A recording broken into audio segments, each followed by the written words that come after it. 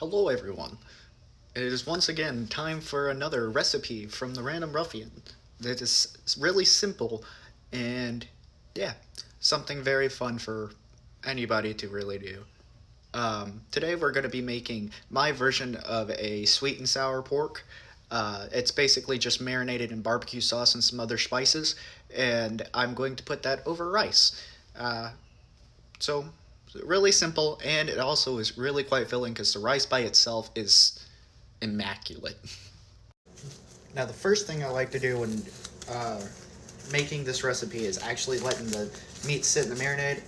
I forgot about it, and I was playing Minecraft for way too long, unfortunately, so I can't marinate it as much as I want.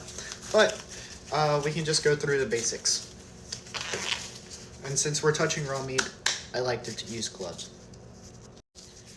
But yeah, pretty much what we're going to be doing is with the scissors, you're just going to be cutting the pork chops into strips.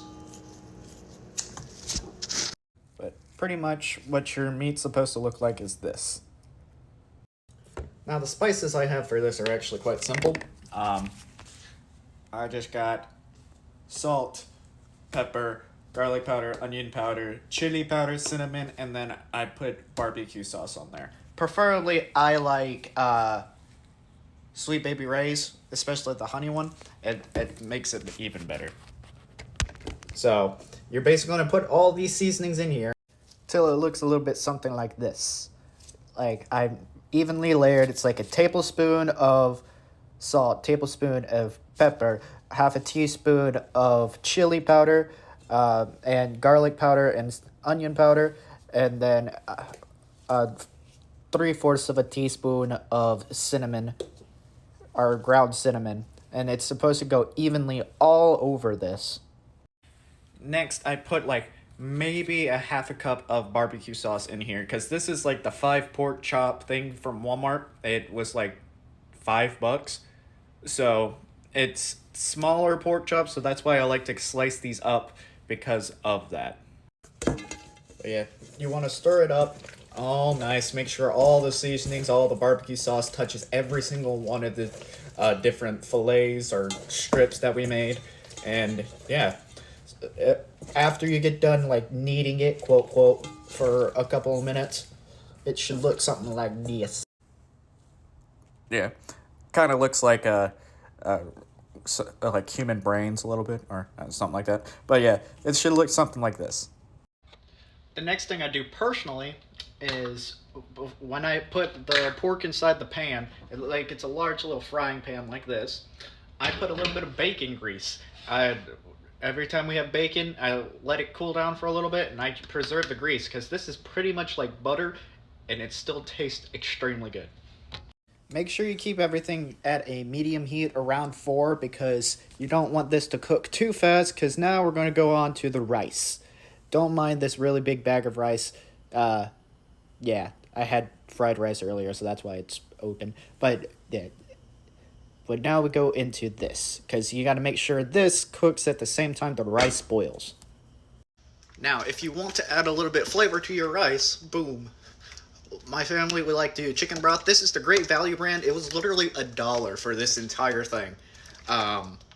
It's still really good, and like I make a lot of different stews, different soups. I always, every time I go shopping, I get the Great Value chicken broth, vegetable broth, and beef broth. Cause yeah, they're really good still.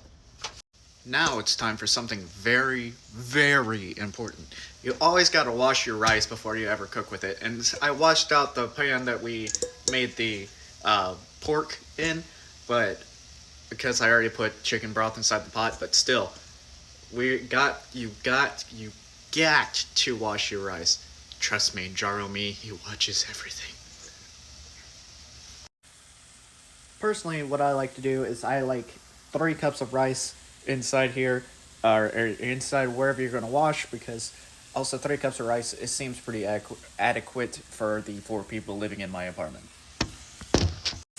Now, washing your rice is actually very important that you always, always, always at least wash it once, because you see this cloudy film substance that's up at the top. That's the extra starch that's in the rice. And you just basically want to keep washing it and then rinsing it until that very cloudy little liquid that's on the top is no more. It's very clear.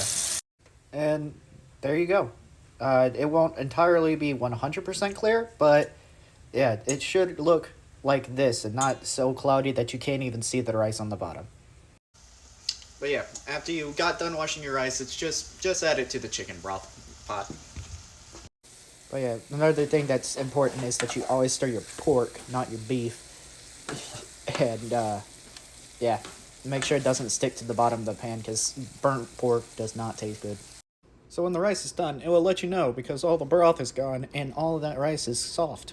So, yes, now, and as you can see, dinner is ready. Sweet and sour pork over rice. Pretty good. Hopefully I can see you all here tomorrow where I am going to be making the cheap way of chicken Alfredo. So, yeah. Everybody here, I hope y'all have a nice one and yeah, have a great day.